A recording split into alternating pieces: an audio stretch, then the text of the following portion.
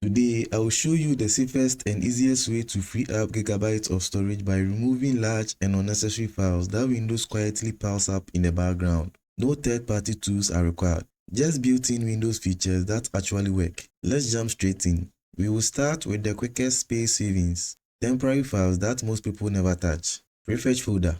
Press Windows key plus R on your keyboard. Type prefetch. Click on OK. If prompted, click Yes to continue. This folder contains old app line data that Windows no longer needs. Press Ctrl plus A to select everything. Right click and then click delete. Check do this for all current items and then click skip.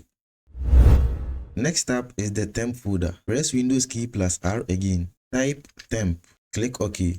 These are leftover installer files and app junk. Press Ctrl plus A to select everything. Right click and then click delete.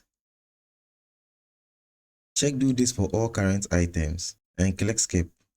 These files are completely safe to remove. Next one is user temp folder. Press Windows key plus R on your keyboard one more time. Type %temp %. Click OK. This is the largest hidden temp folder, especially if you install a lot of apps or updates. Press Ctrl plus A to select everything. Right click and then click delete. When prompted, check do this for all current items and click skip. Always remember, if some files are in use, click skip or skip all. At this point, many users free up hundreds of megabytes or even several gigabytes. On to the second step. In this step, we will use Windows Disk Cleanup. Press Windows key plus R, type cleanmgr and click OK. Make sure your drive C is selected and click OK.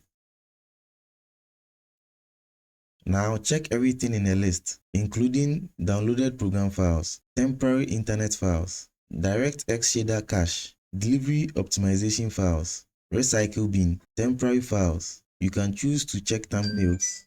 Once you are done highlighting them, head down and then click Clean Up System Files. Make sure your drive C is selected again and click OK.